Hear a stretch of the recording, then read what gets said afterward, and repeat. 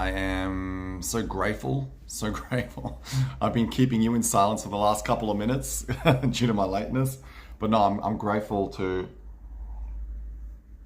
have you here with me as I share this reflective talk and experience and some personal experiences, but generally give you an open an open insight into the world of silence and into how it can benefit us and help propel us into a more mindful and meaningful life. So I'll wait for you to confirm that you can hear me, because with Streamlabs, with the third-party software that I'm using, there's a little bit of a delay from when it starts. So I'll await your confirmation that you can see me, and then I will begin. Ah, there she is. Hello, TM. I don't have it says, "G'day, Alex. Pink hand waving." So I don't have a pink hand, but I got a whatever color I am, beige or human color hand. Hey, Suzanne, perfect. You can hear me, you can see me. G'day, Mary Lou. Lovely to see you. Yep, you can see in here. Beautiful. Hello, Stephanie. Happy birthday to you. Very big, warm, happy birthday to you, Stephanie. And I hope you had an amazing day, and I hope you spent it with the people that you love the way you wanted to. And wishing you many more years and decades of, happy birthdays and health and happiness. So happy birthday. Hey, Catherine. G'day. Nice to see you. Hey, Natasha. Lovely to see you. So, welcome to this episode. So this episode is, you can hear and see me. Beautiful. Thank you. Thank you. This episode is titled The Finding Peace and Growth Through Silence. And this is something that, again, I want to thank Ruth for bringing this topic to my mind. I have proposed that you suggest topics to me, and I've taken your suggestions. Suzanne, Ruth, thank you for suggesting such great topics. So I decided to talk about this one, about silence and about using silence to find peace, and what role does silence play in helping us not only navigate our lives in a more successful, mindful, and meaningful way, but also helping us understand ourselves better. So and this is a topic that I'm very passionate about, because I tried it myself. I tried a 7-day vow of silence. Unfortunately for me, I didn't have the luxury of attending a silent retreat amongst other fellow-minded silent retreat goers. So I was at home. I think it was in lockdown with my housemate, Paul, who felt the need to troll me along the way and he tried to extract words out of my mouth. But that's why I love him. He always challenges me. So it was a very tough 7 days, but I managed. And in those 7 days, I grew a lot and I learned a lot. And I did put up a video on YouTube discussing my findings and how it affected me. So I'll very briefly talk a little bit about my insights into the world of being silent for 7 days. But I want to talk a little bit more about silence in general. G'day, Kathy. Oh, lovely to have you here. Thanks for being here, Kathy. G'day, Fatima. Hola, lovely to see you. Yes, silence is golden. There is a quote that I love, that I really enjoy, that has stood out to me. It is, the quieter you become, the more you are able to hear or listen even. So I like this quote because it's so true, okay? And you think of the word silence, right? The word, would I do it again? Absolutely, I'll definitely do it again. But I think that the next time I would do a 7-day silence challenge would be in a setting in which there are many other people attempting the same thing. So I'm just at least making the most of it. That said, living through society gave me a lot of perspective, and it gave me, it was a challenge. It was something that I value, and I cherish that experience. So I think that I grew from doing it for 7 days amongst people, living their everyday lives, helped me grow in my own way, in a different way. So I'll definitely do it again. Silence. Silence is it's a word. When I think of silence, I think of a double-edged sword. I think of a word that has two meanings. It is a word that on one hand has positive connotations, on the other hand, it has negative connotations, right? For example, if you're talking about going on a silent retreat or stepping into nature and enjoying silence or quietude, that's a good thing. But then if someone just says to you, hey, silence, or if people talk about the silence treatment, or if people talk about, silencing your voice. So there are also, on the flip side, there are negative connotations associated with the word silence.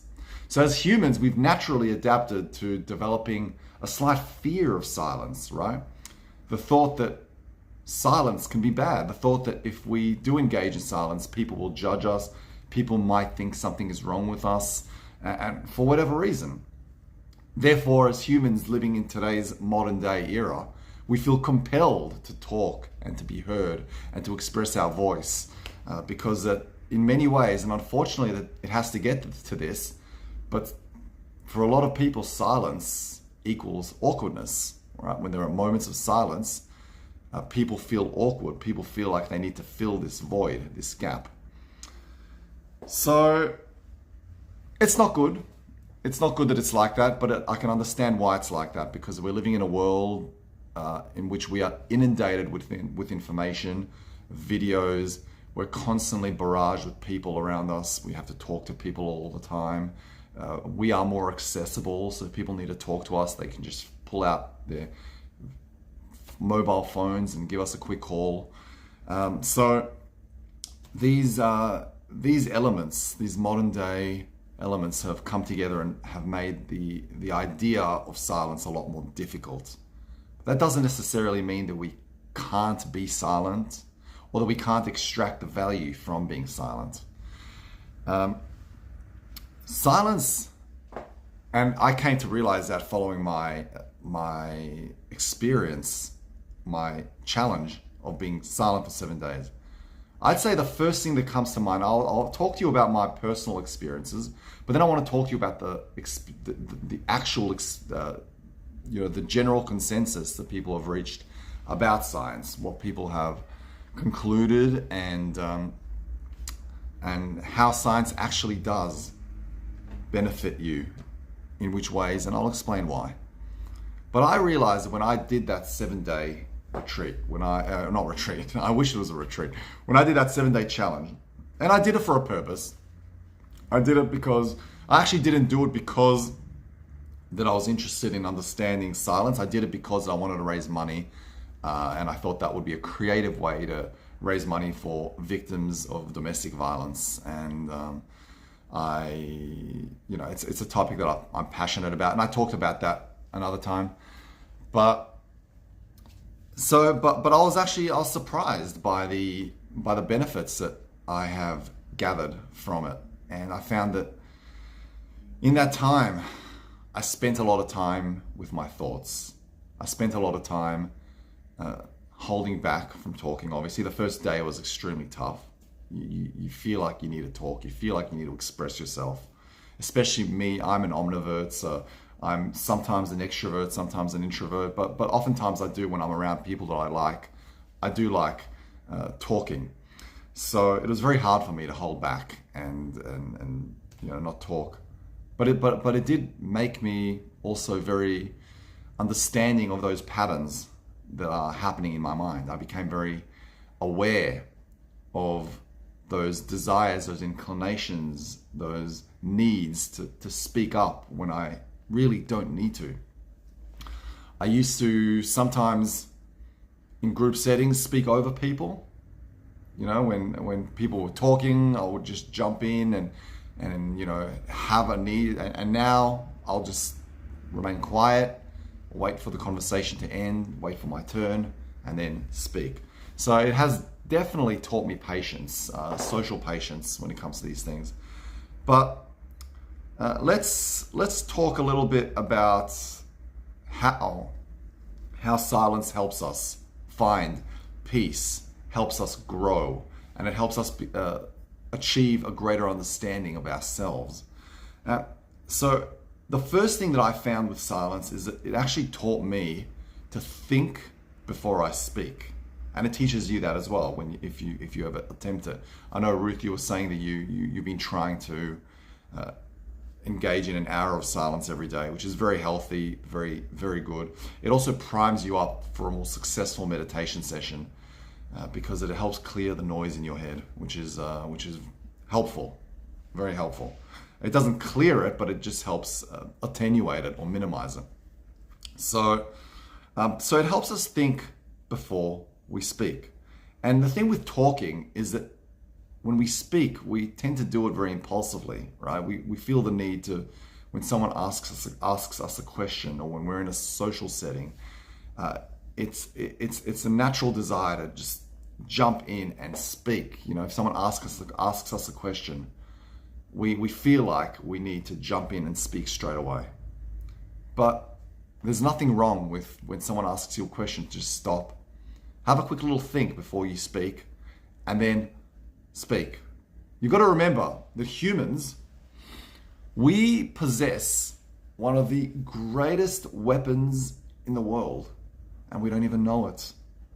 Greater than the atomic bomb, greater than anything.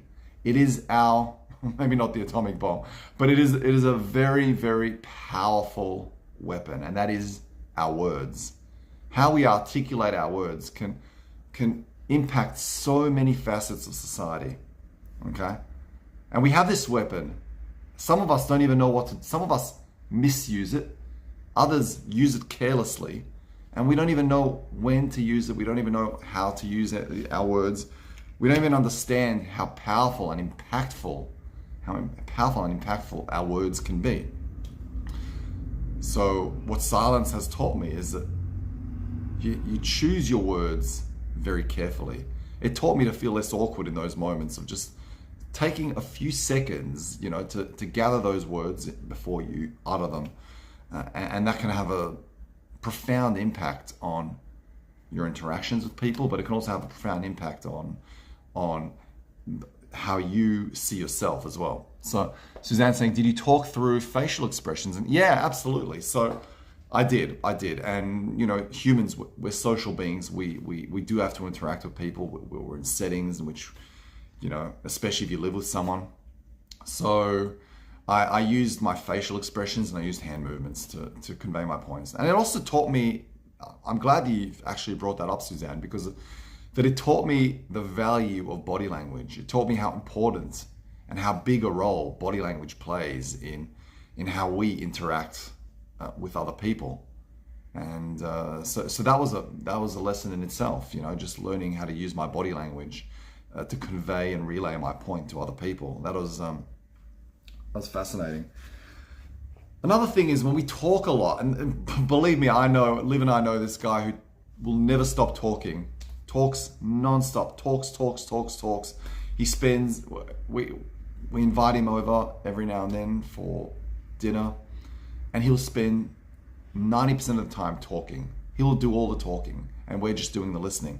And he'll spend 90% of the time talking about himself and about his, and which is great, right? It doesn't bother me. I don't expect anything, but I can understand that when you spend a lot of time talking, you also spend less time trying to understand yourself. You become less reflective.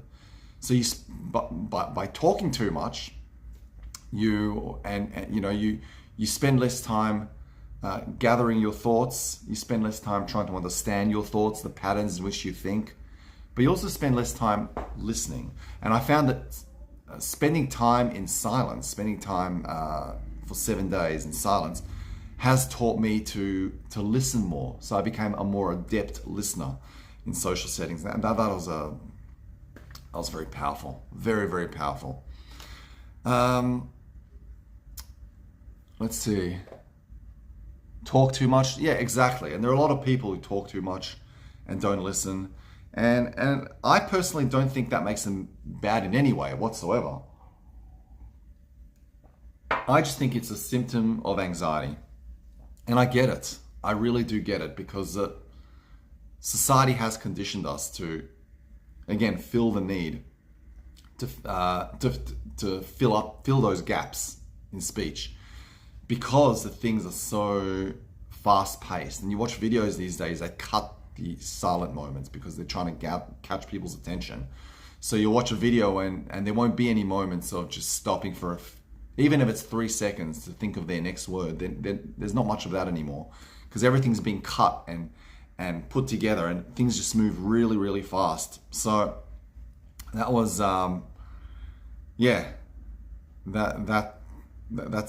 that's an interesting part of how the world is being run at the moment, and it's something we have to accept, and it's something we have to surrender to in many ways. There's not much we can do about it. It's just the way the world's heading. But what we can do is, well, we can work on ourselves. It's the only thing we can change. It's the only thing we have an influence over.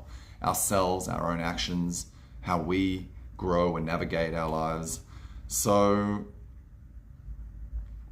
in that sense, silence can facilitate a deeper reflection of your own actions, and it can help improve the impact of your actions.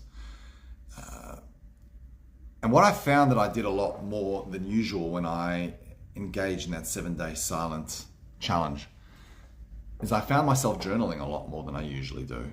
And I'm a big advocate for journaling, even though I wish I'd been doing it more often. But journaling is a it is a profoundly impactful practice that you can add to your life. It's so powerful. In so many ways, it helps you put your thoughts together. It helps you articulate your words better. It helps you express yourself better. But it also helps you reflect and understand your own behaviors more effectively. So silence definitely does give you more time to think, but it also encourages you to write more and journal more. And another thing that I found is silence definitely helps with creativity. So when you are trying to be creative, when you're trying to come up with ideas, when you're trying to open your mind up to thoughts or whatever it is that is creative, create things, when you're thinking a lot, when you're talking, when you spend a lot of time talking, you don't or interacting with people, you don't spend that time alone in silence, you tend to overlook things, you tend to not notice things. And creativity is everywhere. Creativity is omnipresent. Creativity can be on the tree, on the third tree to your left, on your street. Creativity can be in the clouds. Creativity can be in that bird that is flying by you. You just never know. Creativity is a goal. The world that we are in is a gold mine of creativity. But because we don't spend time in silence, interacting with the world, appreciating our surroundings and absorbing the value and the beauty that it brings to our lives, we oftentimes neglect that and overlook these golden nuggets that are embedded in our lives. So silence does help us facilitate these surroundings and understand and absorb these surroundings a lot better. Silence is so powerful for that. Therefore, it does help us, become more creative. It also helps us brainstorm ideas a lot more, helps us think more, and it's extremely powerful. There's an old story. I won't get too far into the story because it's, I don't think it's the best story, but it's a true story, set in India. And there was a Buddhist monk who lived in a cave in solitude. And a king who was preparing for war came to visit that monk and said to him, I need help with my thoughts. I'm having these intrusive thoughts, negative thoughts, and they're taking over. The monk said to him, okay, I can help you with that. I want you to spend the next 15 days with me in the monastery. We'll go to the monastery and I want you to spend 15 days with me in silence. You're going to talk very, very little. The king hesitantly agreed. They headed to the monastery and they spent days. And the first day, the king was overwhelmed. Thoughts constantly hitting him. It was resulting in anxiety. But then by the end of the day, he felt calm. By the end of the day, he felt this sense of ease. So the following day, it got better. And then it got a little bit more manageable. And it became part of him. By the 12th day, 11th, 12th day, the king reached a full state of mindfulness, of meditation. And he was meditating for hours at a time per day. Hours and hours. And the meditation just became, this brings me to the next point that Suzanne's raising. The meditation became part of his being throughout these 15 days. And the king, so by the 15th day, the king looked at himself and just reached a total state of transformation. He couldn't believe who he had become, a man who was just relaxed, contemplative, open-minded, and he felt this incredible sense of peace within him. So he parted ways with the monk, thanked him, headed back to his castle or kingdom. And within a few days, the war was over. They called the war off, and they reached a peace agreement with the opposing city, and it was all attributed to the silence that he was put through in those 15 days. So there's also a lot of emotional healing that can come from silence as well. It helps you cleanse your mind, and it helps you just let go. Okay, so Suzanne's asking, could you talk a little bit more about silence and meditation? Okay, good. That's a good question. So for us to successfully meditate, we need to be in a place of silence. Not just in terms of, I'm not talking about whether there are birds out there or even construction work happening a block away from you. That's not the silence I'm talking about. You need to be alone. You need to be focused on oneself. You can't really, for a successful meditation, engage with people. So you have to be in a place of silence. But silence does help facilitate a more successful meditation. It creates a space for inner peace. So when you're meditating, when you are in a place, in a safe place on your own, you're giving yourself this space, or you're giving yourself this moment to peacefully, to engage peacefully in your thoughts and in your mind. Really, it creates this tranquil environment, and it fosters a state of peace and stillness. So that's very, very important. Silence also helps enhance concentration. So when you're in a silent state, when you become more comfortable with being silent, and you use that time to meditate, it helps you concentrate a lot more. It helps build patience, so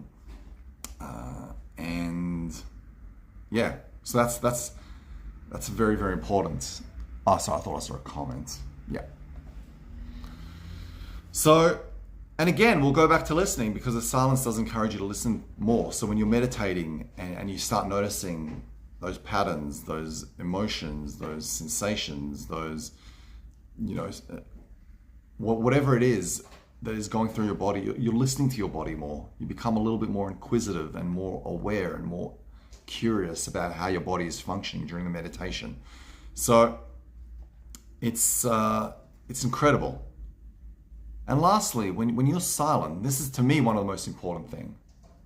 If there's one thing you can get out of this, it is the following.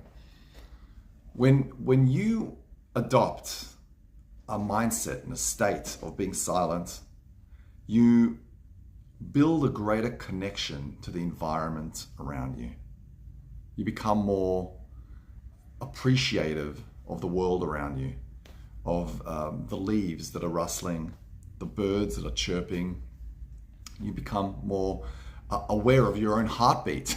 Everything, you become a little bit more aware of everything. And it all ties into meditation as well, because meditation is all about accepting your surroundings. And when I run my in-person meditation sessions, and when I run my meditation sessions with you and Insight Timer, I never play music. And people will ask me, why don't you play music? I say, because I don't want you to become dependent on a certain way to meditate. I want you to take this meditation anywhere with you, and know that no matter what sounds in the background you have, you can work with them. So meditation encourages you to work with your surroundings. And over time and overall, that helps create a much greater appreciation of the world around you, of the natural world. And it helps you connect better to your environment and to the people in your lives as well. It's much easier to connect to people when you adopt a paradigm that is geared towards silence. So yeah, I hope that helps, and feel free to ask any questions. But otherwise, thanks for attending my TED Talk. It is a fascinating journey that anyone can go on, adopting silence. And yeah, apologies as well. I'm on day 2 of my water fast, so I'm decided to do a 7-day water fast for the next week, just to detoxify my body and soul a little bit. So not my usual sharp self. So yeah, but if you can't express your thoughts and your feelings, etc., during silence for a long time, would you not go crazy? That's a good question. No, you wouldn't, because and that's something that meditation teaches us, right? You don't always have to express your thoughts, okay? Because by feeling the need to express your thoughts, you succumb to your thoughts. You become a slave to your thoughts, okay? And what meditation teaches you is to recognize that those thoughts do occur, but also know that they will always be there. You can express them at any time, when the time is right, when the moment's appropriate. And it depends on how you want to express them. For example, if you feel like you want to express them through writing or journaling, by all means, there's nothing wrong with that. That wouldn't drive you crazy, right? Being in a state of silence doesn't mean that you can't write down your thoughts. Doesn't mean that you can't express them through writing, right? So meditation teaches you to understand that they are just thoughts. You're experiencing those thoughts. You may write them down. I do that a lot. When I meditate, a thought pops into my mind. I'll write it down, and then I'll go back to my meditation. Sometimes I do that if it's a very good thought.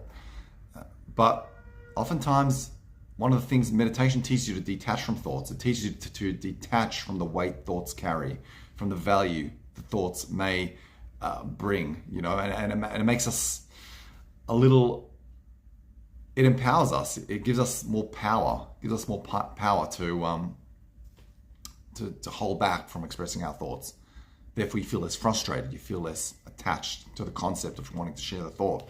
So, yeah, you can express your thoughts. You can express your feelings, absolutely.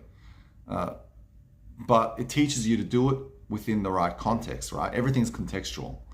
So if you're sometimes you could also be expressing your thoughts and feelings to the wrong people, but because you just feel because you're not in control of it, you may just do it when the time is not right. So again, silence, being in a state of silence for a little bit, being in a meditative state, meditating often, it teaches you patience, and it teaches you to withhold from doing things when you shouldn't, and it teaches you to detach and teaches you to understand that they're just thoughts, right? Those thoughts do not define you. These thoughts do not, they're not in any way significant in the way that you may think so in the moment. So, yeah. Ruth is saying, thanks, Alex. A lot of people cannot cope with silence in their environment or in themselves. Yeah, absolutely. It's true. A lot of people cannot cope with silence, and that is because they're not used to it. Again, remember, we're living in a very fast-paced, bustling world. Everything is moving at such a fast pace. So we're just not used to it. We don't understand how to deal with silence. We don't understand how to navigate through this, okay? We don't understand how important it is to just stop and be silent and gift our souls this incredible moment of silence. We don't understand that because we're not used to it.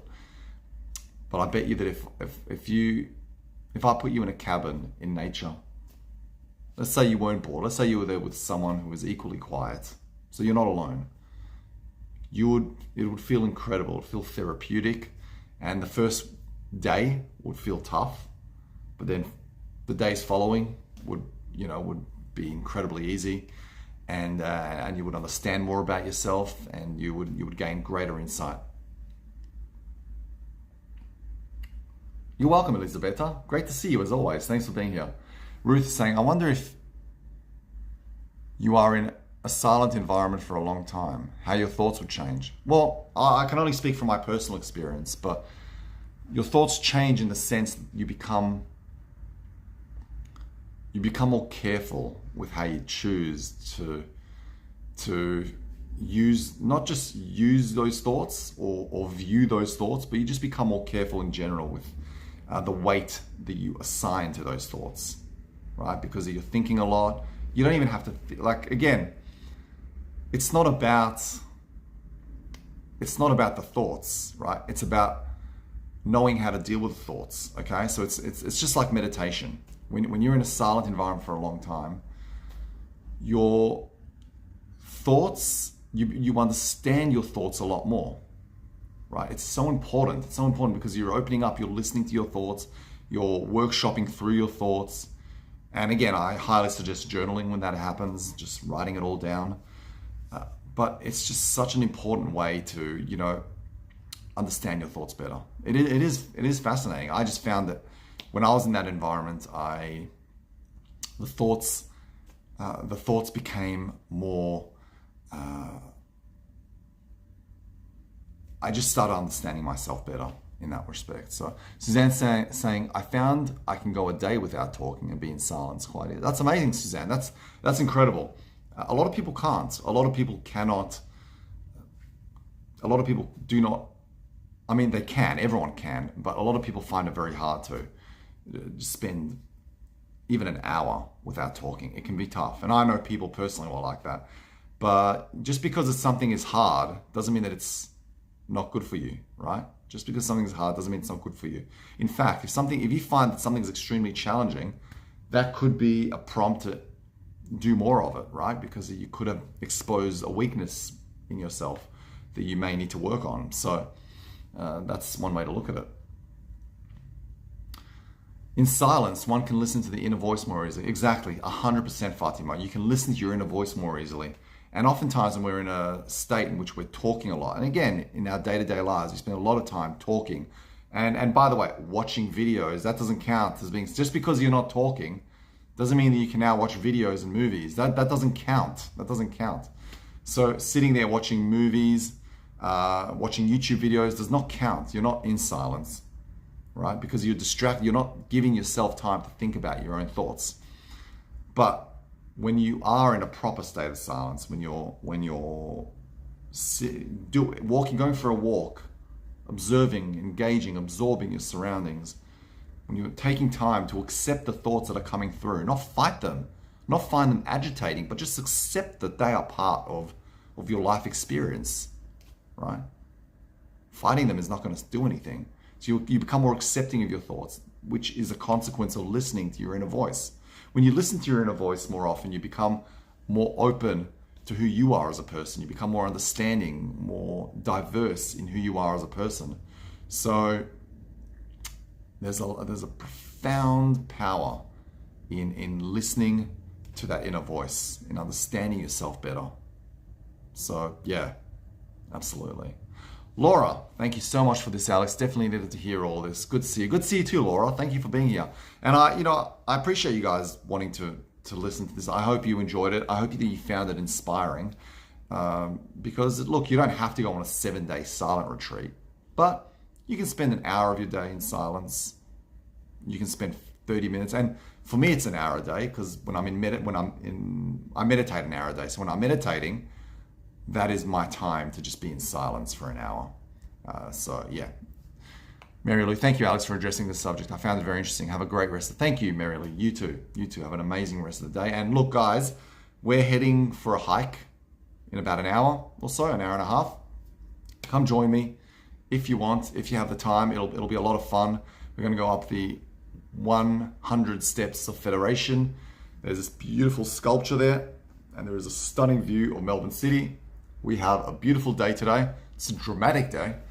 The clouds are very dramatic, but it'll enhance our experience a lot further. So Ruth is saying, I'd love to go on a retreat. Yeah, I've actually never been on a silence retreat. And I think that's 100% something I'm looking forward to doing down the track. Hopefully in the next year. We'll see how we go if I can find the time. It's been incredibly busy for me. So yeah, Suzanne saying, this was highly interesting, Alex. Thanks so much. Thank you, Suzanne. I appreciate that you found it interesting. And it's a topic that is so important and it resonates with me. So again, to those watching, if you feel like there's a topic that you would like me to discuss, by all means, send it to me through either Facebook or Instagram or this YouTube comments. Just leave it in the comments and we'll gladly discuss it. Yeah, TM, looking forward to it. Absolutely. It'll be a lot of fun. It'll be a fun walk.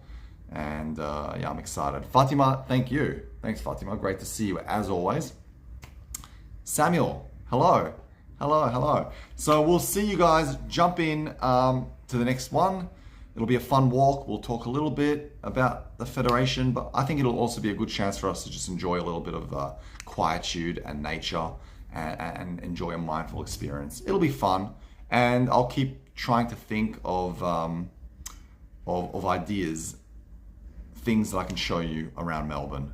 So for sure. You're welcome, Stephanie. Happy birthday to you again. Samuel, I'm joining you from YouTube. Lovely. Amazing. Well, welcome, Samuel. Welcome from the world of YouTube. And I hope to see you in many more talks. Check out my video. I actually did a 7-day silence challenge, so you can check that video out, see how it affected me, see what conclusions I reached. But I'll see you in many other videos, okay? Love you guys. We'll chat soon. Yeah, absolutely, Elisabetta. So for my friends in Europe, you're welcome to watch it later. It's fine. It'll be there. You can watch it later. Don't feel like you have to stay up for it, okay? So I want to wish you guys a good night, and I'll see you all a little bit later. Love you guys. Appreciate your support. And big kiss, big squeeze, and we'll